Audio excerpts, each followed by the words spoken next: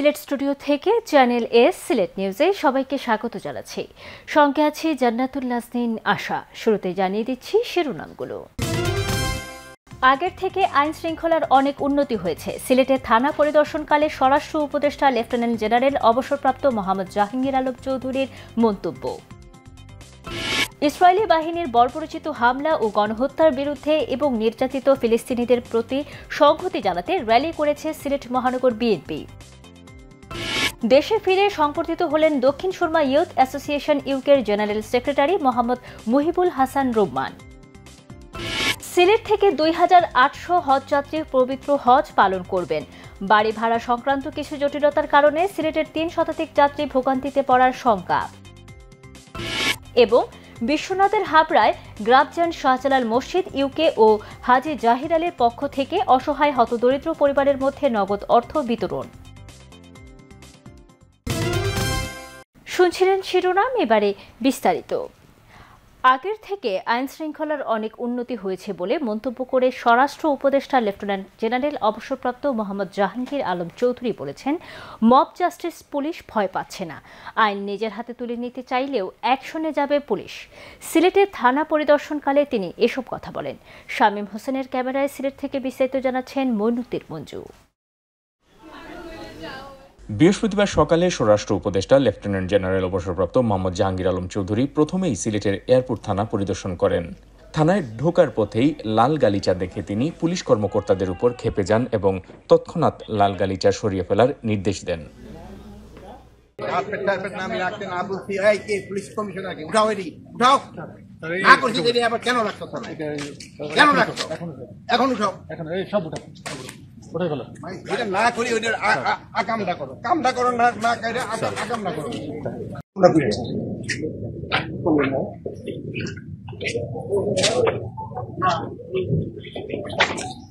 এই থানা বিধিকে দরকার আছে না।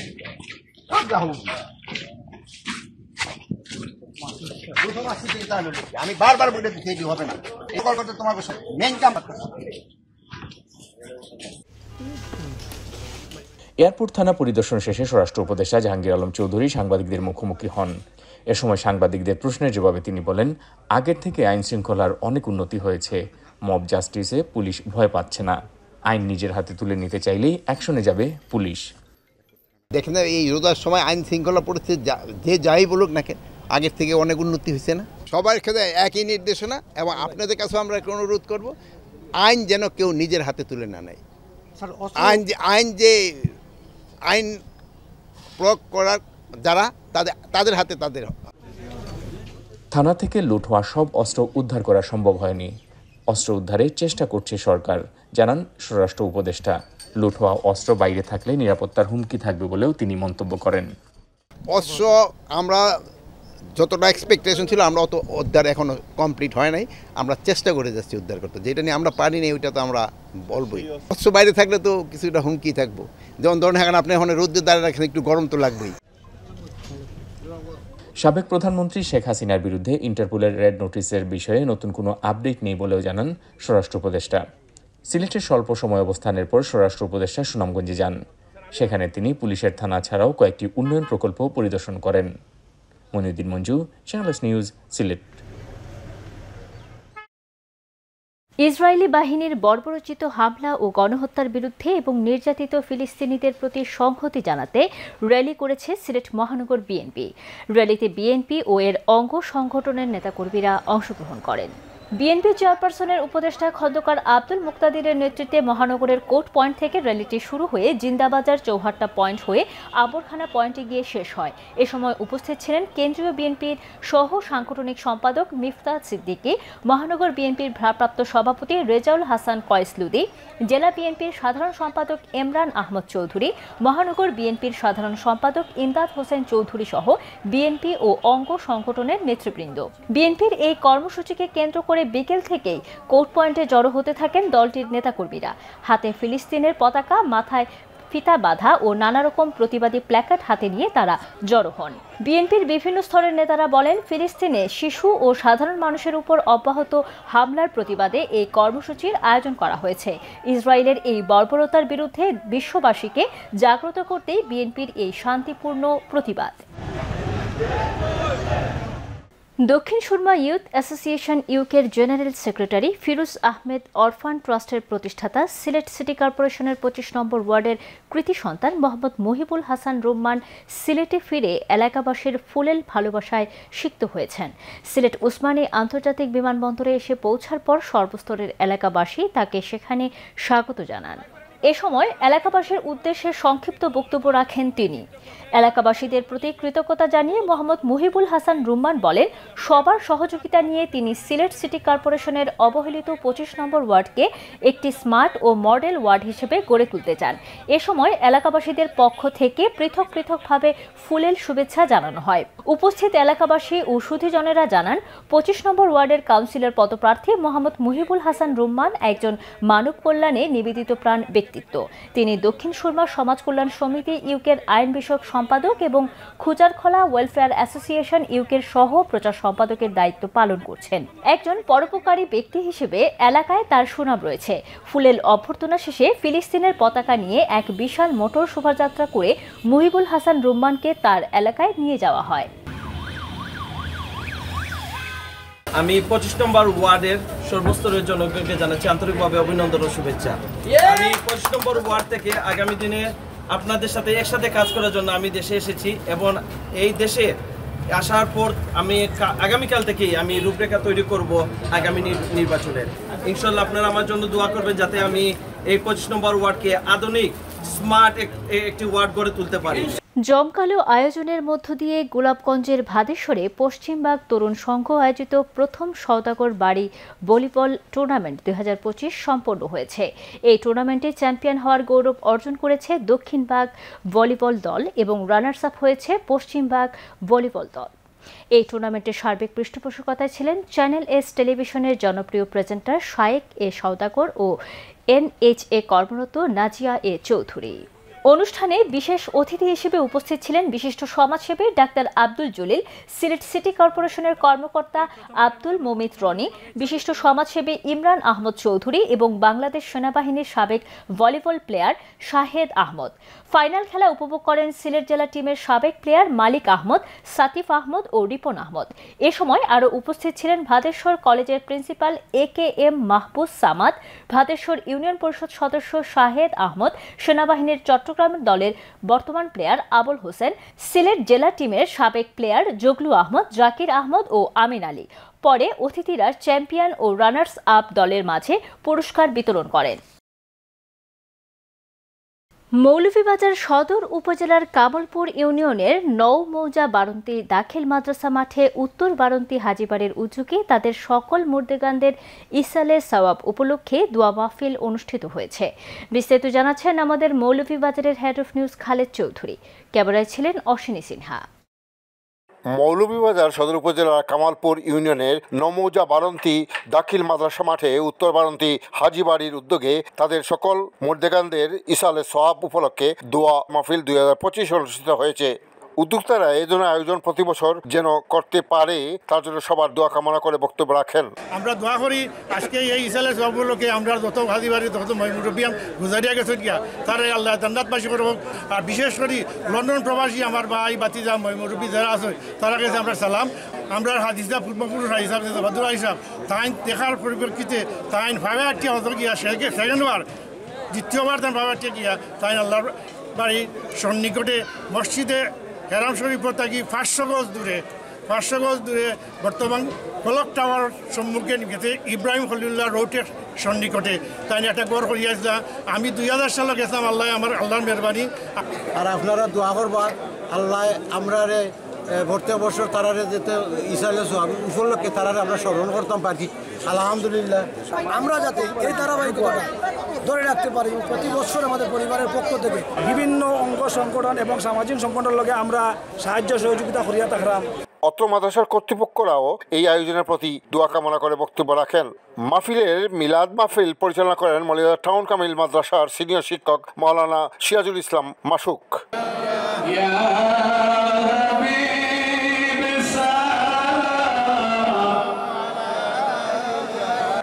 এই উত্তর বারন্তি হাজিবাড়ি ঐতিহ্যবাহী হাজিবাড়ি মসজিদ, মাদ্রাসা, দারুল কেরাত, মাসলাক, মজহব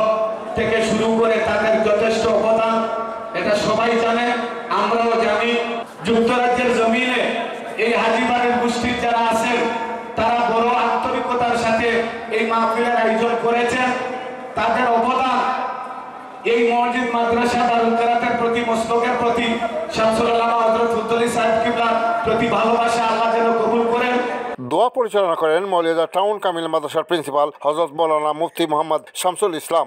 আল্লাহ প্রবাসী ভাই হলে উত্তর বারান্তীর আল্লাহ ঐতিহ্যবাহী হাজি বাড়ির সদস্য হলে সম্মিলিতভাবে ইয়া রহমান রাহিমিন হাজি বাড়ির মুর্তেগার এবং এলাকার মুর্তেগার ও মাগফিরাতের নিয়তে ইসালে সওয়াবের নিয়তে এই বিশাল মাহফিলের আয়োজন করছেন আল্লাহ। তিলাওয়াত ইসে মিলাদ শরীফ, জিকির আজকার, তওবা, ইস্তেগফার तमाम কবুল আর মঞ্জুর ফরমাও।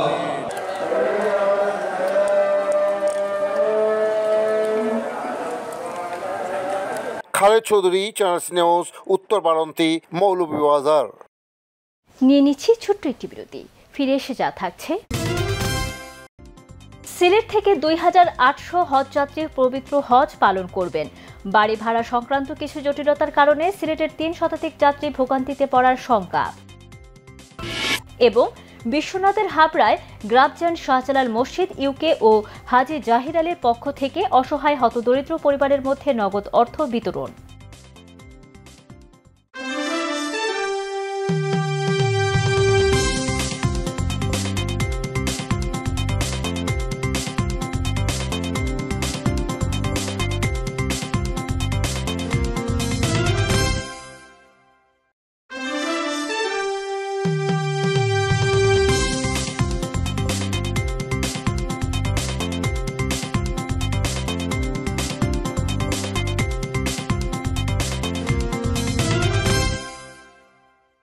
স্বাগত আরও একবার সিলেট স্টুডিও থেকে চ্যানেল এস সিলেট নিউজে। এবছর সিলেট থেকে 2800 হজ যাত্রী পবিত্র হজ পালনের জন্য সৌদি আরব গমন করবেন। বিমান বাংলাদেশ সিলেটের প্রায় 100% যাত্রীকে সিলেট থেকে সরাসরি 5টি ফ্লাইটে মক্কা মদিনায় পৌঁছে দেবে। এদিকে বাড়ি ভাড়া সংক্রান্ত কিছু জটিলতার কারণে সিলেটের 3 শতাধিক যাত্রী ভোগান্তিতে পড়ার শঙ্কা দেখা দিয়েছে। তবে সংশ্লিষ্টরা জানিয়েছেন সৌদি আরবে বাড়ি ভাড়া জটিলতা দ্রুতই সমাধান হয়ে যাবে। সিলেট থেকে রিপোর্ট করছেন আমাদের বিশেষ প্রতিনিধি আব্দুল মালিক জাকা, ক্যামেরায় ছিলেন শামীম হোসেন।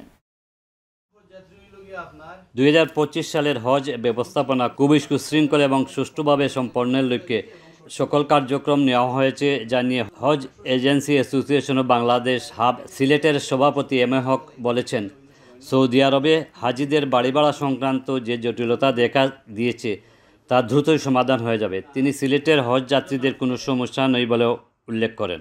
আমি মনে করি যে আমরা অন্য বছরের তুলনায় এবার আমরা ডিএম সাহেব আমরা প্রচুর হেল্প করছেন এবং আমরা 99% আমরা প্রস্তুত বিমান এবং হাব। আমাদের সামান্য কিছু সংখ্যক শুনছি যে এখন পর্যন্ত হয় নাই, কিন্তু ওই যে সময়টা এখনও বাড়ছে না, এটা বাড়া হওয়া যাইতো না। এটা হয়েছে কি আপনারা তারা যেহেতু বন্ধ করার কথা আছিল 2 দিন আগে, এখনও নেট বন্ধ করে নাই সৌদি আরবর, তাহলে এই 2-1 দিনের ভিতরে আমাদের ওইগুলা সমাধান হয়েছে। বিমান বাংলাদেশ এয়ারলাইন্স সিলেটের শতভাগ যাত্রীকেই ওসমানী বিমানবন্দর থেকে সরাসরি ফ্লাইটে সৌদি আরব নিয়ে যাবে। আগামী 14, 23, 25, 26 এবং 29 মে বিমান বাংলাদেশ সরাসরি 5টি ফ্লাইট পরিচালনা করবে। হজ যাত্রীবাহী প্রথম ফ্লাইট যাবে মদিনায় এবং বাকি 4টি ফ্লাইট যাবে জেদ্দায়। সিলেট থেকে এই বছর সরাসরি সিলেট জেদ্দা এবং সিলেট মদিনা 14 তারিখ একটা ফ্লাইট যাবে, বাকি 4টা ফ্লাইট সিলেট থেকে সরাসরি জেদ্দা যাবে। সেটা হলো 23 তারিখ, 25 তারিখ, 27 তারিখ, 29 তারিখ। আর প্রথম ফ্লাইট সিলেট থেকে উদ্বোধন হবে 14 মে, যেটা সিলেট থেকে সরাসরি মদিনায় যাবে 420 জন হজযাত্রীকে নিয়ে। বর্তমান অন্তর্বর্তী সরকার হজযাত্রীদের সুবিধার্থে হজ বাবদ খরচ 20 থেকে 25 হাজার টাকা কমানোর কথাও জানালেন এ ট্রাভেলস ব্যবসায়ী। ধন্যবাদ জানাতে চাই বর্তমান ধর্ম উপদেষ্টা মহোদয়কে, যিনি বিগত বছরের টিকিটের প্রাইস যেটা 1,96,000 টাকা ছিল, এই বছর প্রায় 20-25 হাজার টাকা টিকিটের মূল্য কমার কারণে এখানে হাজিদের জন্য একটু সহজ হয়েছে। সৌদি সরকার প্রতি বাংলাদেশের জন্য নির্ধারিত 1,27,800 জন কোটার বিপরীতে এবছর হজে যাওয়ার জন্য রেজিস্ট্রেশন করেছেন 87,100 জন। বিমান ভাড়া বৃদ্ধি ও অন্যান্য খরচ বেড়ে যাওয়ায় যাত্রী সংখ্যা হ্রাসের অন্যতম কারণ বলে সংশ্লিষ্টজন মনে করছেন। আব্দুল মালিক জাকা, চ্যানেল এস নিউজ, সিলেট। যুক্তরাজ্যের গ্রামজান শাহজালাল মসজিদ ইউকে এবং মসজিদের চেয়ারম্যান যুক্তরাজ্য প্রবাসী বিশিষ্ট সমাজসেবক বিশ্বনাথের হাবড়া বাগবাড়ির বাসিন্দা হাজী জাহির আলীর পক্ষ থেকে বিশ্বনাথের ৩৬ ও ৩৬ নোয়াগাঁও গ্রামের ২০০ অসহায় হতদরিদ্র পরিবারের প্রত্যেককে ১,০০০ করে নগদ ২ লাখ টাকা বিতরণ করা হয়েছে। পুরাতন হাবড়া বাজারের ৩৬ উত্তরপাড় মক্তব মাঠে অনুষ্ঠিত নগদ অর্থ বিতরণ ও দোয়া মাহফিল অনুষ্ঠানে প্রধান অতিথির বক্তব্য রাখেন উসমানীনগর সার্কেলের অতিরিক্ত police super Mohammad Ashrafuzzaman PPM. বক্তব্যে তিনি বলেন, যুক্তরাজ্যের গ্রামজান শাহজালাল মসজিদ ইউকের চেয়ারম্যান যুক্তরাজ্য প্রবাসী হাজী জাহির আলী দীর্ঘদিন থেকে এলাকার অসহায় হতদরিদ্র মানুষের কল্যাণে কাজ করে যাচ্ছেন। এবারও তিনি ৩৬ এবং ৩৬ নোয়াগাঁও গ্রামবাসীর জন্য যে উদ্যোগ গ্রহণ করেছেন তা অত্যন্ত প্রশংসনীয়। নিশ্চয়ই আল্লাহ পাক তার এই দানকে কবুল করবেন এবং এর উত্তম প্রতিদান দেবেন। দৌলতপুর ইউনিয়ন পরিষদের চেয়ারম্যান হাফিজ আরব খানের সভাপতিত্বে ও সংগঠক রমজান আলীর পরিচালনায় অনুষ্ঠানের শুরুতেই স্বাগত বক্তব্য রাখেন তরুণ সমাজসেবক আরকান আলী রাজা। অনুষ্ঠানে বিশেষ অতিথির বক্তব্য রাখেন স্থানীয় ইউনিয়ন পরিষদ সদস্য লুৎফুর রহমান, শফিক আহমদ পিয়ার, নজরুল ইসলাম আজাদ, শিক্ষানুরাগী হাফিজ নুরুল আমিন ও সাংবাদিক তজম্মুল আলী রাজু। অনুষ্ঠানে হাবড়া বায়তুল মামুর জামের মসজিদের মোতাল্লি মোহাম্মদ জহির আলী, সমাজসেবক জাহিদ আলী সহ এলাকার আরো গণ্যমান্য ব্যক্তিবর্গরা উপস্থিত ছিলেন। তো এরকম অনেক সময় অনেক সাহায্য সহযোগিতা উনি করেন। আমি আশাবাদী এই সাহায্য সহযোগিতা সবসময় অব্যাহত থাকবে। তো সবার প্রতি আমি কৃতজ্ঞতা জ্ঞাপন করছি এবং যারা এই অর্থ দিয়ে এই বাংলাদেশের অসহায় গরিব মানুষের পাশে দাঁড়ান তাদের প্রতিও আমি কৃতজ্ঞতা জ্ঞাপন করছি। সিলেটে মর্যাদা পুরুষোত্তম ভগবান শ্রীরামচন্দ্রের শুভ আবির্ভাব তিথি শ্রীরাম নবমী উপলক্ষে আয়োজিত শ্রীরাম নবমী মহোৎসব উৎসবমুখর পরিবেশে উদযাপিত হয়েছে। দিনব্যাপী এই মহোৎসবে ধর্মীয় ভাবগাম্ভীর্যপূর্ণ পরিবেশে উদযাপন করা হয়। সিলেট নগরীর মীরাবাজারস্থ শ্রী শ্রী বলরাম জিয়র আখড়ার শুভ অধিবাসের মধ্য দিয়ে পঞ্চমবারের মতো এই মহোৎসব শুরু হয়। শ্রীরাম নবমী উদযাপন পরিষদ শ্রীহট্ট আয়োজিত এবারে শ্রীরাম নবমী মহোৎসব সকলের স্বতঃস্ফূর্ত অংশগ্রহণ ছিল লক্ষণীয়। এতে উপস্থিত সকলেই দেশ ও জাতির চিরকল্যাণ ও চিরশান্তি কামনা করেন। মহোৎসবে উপস্থিত হয়েছিলেন ভারতীয় সহকারী হাইকমিশনার চন্দ্রশেখর, দ্বিতীয় সচিব মানস কুমার মুস্তাফি সহ সহকর্মীবৃন্দ।